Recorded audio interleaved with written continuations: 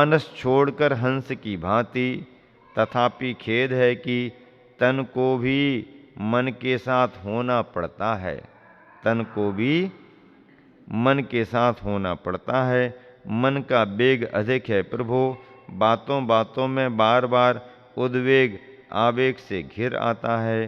फिर संवेग के वह पद आचरण की धरती पर टिक ना पाते, फिर निराधार वह क्या करेगा।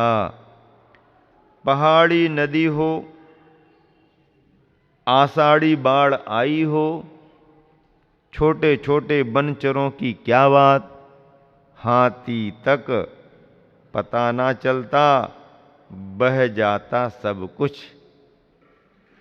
पहाड़ी नदी में, आषाढ़ की नदी में छोटे छोटे तो क्या, हाथी जैसों का भी पता नहीं चलता, सब बह जाता है। अपना ही किया हुआ कर्म आज बाधक बन उदय में आया है। चाहते हुए भी धर्म का पालन पहाड़ सा लग रहा है। और मैं बौना ही नहीं, पंगु भी बना हूँ। और मैं बौना ही नहीं, पंगु भी बना हूँ। बहुत लंबा पथ है, कैसे चलूँ मैं, गगन चूमता चूल है। गगन चूमता चूल है, कैसे चढ़ूँ मैं। कुशल सहचर भी तो नहीं, कैसे बढ़ूँ मैं अब आगे। क्या पूरा का पूरा आशावादी बनूं, क्या सब कुछ नियति पर छोड़ दूं। छोड़ दूं पुरुषार्थ को, हे परम पुरुष बताओ क्या करूं। काल की कसौटी पर अपने को कसूं क्या। गति प्रगति आगति नति उन्नति परिणति इन सब का नियंता काल को मानूं क्या। प्रति पदार्थ स्वतंत्र हैं, कर्ता स्वतंत्र होता है, यह सिद्धांत सदोष है क्या। होने रूप क्रिया के साथ साथ करने रूप क्रिया भी तो कोष में है ना। सेठ की प्रश्नावली सुनकर वात्सल्यपूर्ण भाषा में माँ पुत्र को समझाती सी मौन तजकर कहा गुरु ने कि इन सब शंकाओं का समाधान यहाँ है। मेरी ओर इधर ऊपर देखो, मेरी ओर इधर ऊपर देखो। और ऊपर की ओर देखना हुआ गीली आंखों से। मौन मुद्रा मिली मात्र, मुद्रा में मुस्कान की मात्रा थोड़ी सी भी मिली नहीं। गंभीरता से पूरी भरी है वह, आंखों में निश्चलता है, ललाट पर निश्चलता है। वही रहस्योद्घाटन करती सी नी यानी निज में ही, नी यानी निज में ही, यति यानी यतन स्थिरता है। अपने में लीन होना ही नियति है। नियति, नि यानी निज में ही, यति यानी यत्न स्थिरता जो है वह अपने में लीन होना ही नियति है। निश्चय से यही यति है। और ये तो हो गई नियति की परिभाषा। और पुरुष यानी आत्मा परमात्मा है। अर्थ यानी प्राप्तव्य प्रयोजन है। आत्मा को छोड़कर सब पदार्थों को विस्मृत करना ही सही पुरुषार्थ है। पुरुष यानी आत्मा परमात्मा है। अर्थ यानी प्राप्तव्य प्रयोजन है। आत्मा को छोड़कर सब पदार्थों को विस्मृत करना ही सही पुरुषार्थ है।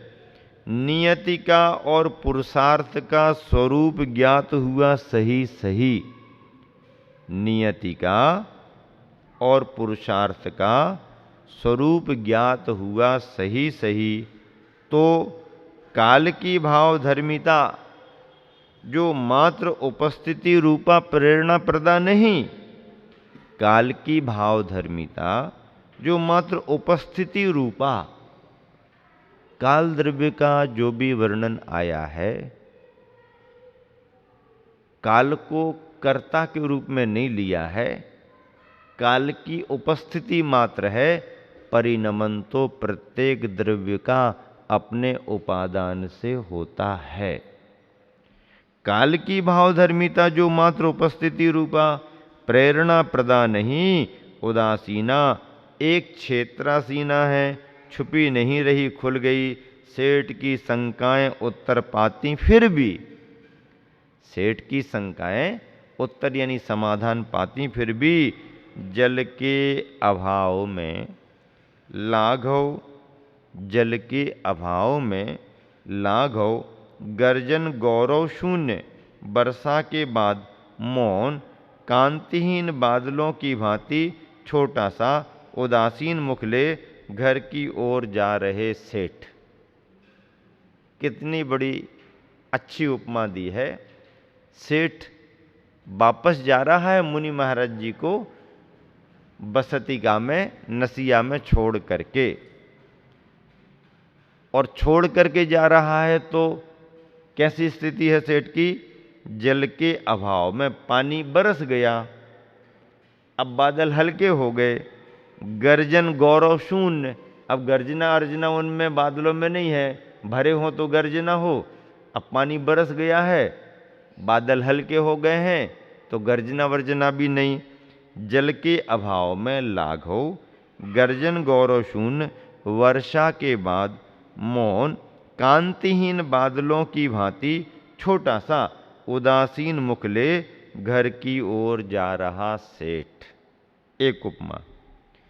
तेल से बाती का संबंध लगभग टूट जाने से, तेल से बाती का संबंध लगभग टूट जाने से, किंबा अथवा अत्यल्प तेल रह जाने से, टिमटिमाते दीपक सम, क्या? टिमटिमाते दीपक सम, अपने घट में प्राणों को संजोए मंथर गति से चल रहा है सेठ। कितना बढ़िया वर्णन। मन में मंथन भी चल रहा, मूल धन से हाथ धोकर खाली हाथ लौटते। मन में मंथन भी चल रहा, मूल धन से हाथ धोकर खाली हाथ घर लौटते, भविष्य के विषय में चिंतित, किम कर्तव्य विमूढ़ बणिक यानी व्यापारी सम घर की ओर जा रहा सेठ। कहीं व्यापार धंधे को कोई गया हो और मूलधन भी निकल गया, खाली हाथ बचा है, भविष्य की चिंता करते हुए धीरे धीरे अपने घर की ओर वापस जा रहा। पूरा का पूरा घृतांश निकल जाने से, पूरा का पूरा घृतांश, घृत का अंश निकल जाने से स्वयं की नीरसता का अनुभव करता, केवल दूध के समान संवेदन शून्य हुआ घर की ओर जा रहा सेठ। दूध में से घी का अंश पूरा निकल गया, अब दूध बचा है तो फीका फीका कांतिहीन जैसा, ऐसा जा रहा सेठ। सहपाठियों के समक्ष है। किनके समक्ष? सहपाठियों के समक्ष पराभव जनित पीड़ा से भी कई गुनी अधिक पीड़ा का अनुभव हो रहा है। इस समय सेठ को डाल के गाल का रस चूसन पूर्ण रूप से छूटने से, डाल के गाल का रस चूसन पूर्ण रूप से छूटने से, धूल में गिरे फूल सम आत्मीयता का अलगाव साथ ले, शेष रहा अत्यल्प साहस समेत घर की ओर जा रहा सेठ। माँ के विरह से पीड़ित रह रहकर सिसकते शिशु की तरह दीर्घ श्वास लेता हुआ घर की ओर जा रहा सेठ। बसंत का अंत होने से, क्या? बसंत का अंत होने से विकलित जनजीवन बदन सम, बसंत का अंत होने से विकलित वन जीवन, वन जीवन बदन सम, संत संगति से वंचित हुआ घर की ओर जा रहा सेठ।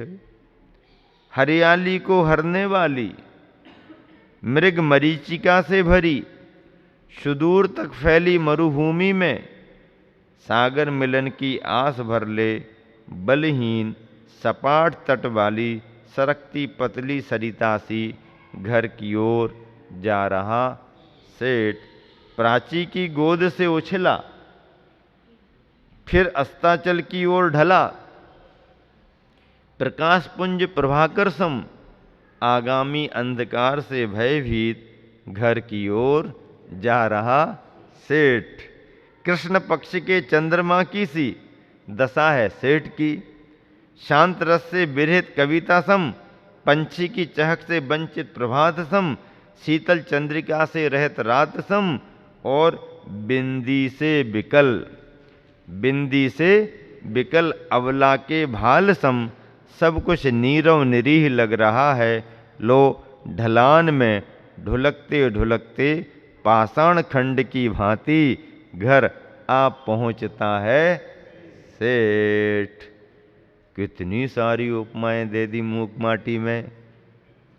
संदर्भ केवल इतना है कि आहार दान के पश्चात मुनिराज को नसिया में बसतिका में छोड़ करके आशीर्वाद लेकर के घर वापस जा रहा है, तो क्या मन क्या स्थिति उसकी बनी है, उसका वर्णन चित्रण इतनी सारी कल्पनाओं के साथ। बहुत बड़ी बात। पूरा परिवार अपार हर्ष में डूबा है। पूरा परिवार अपार हर्ष में डूबा है। पात्र दान का परिणाम है यह। पुण्यशाली कुंभ भी फूल रहा है।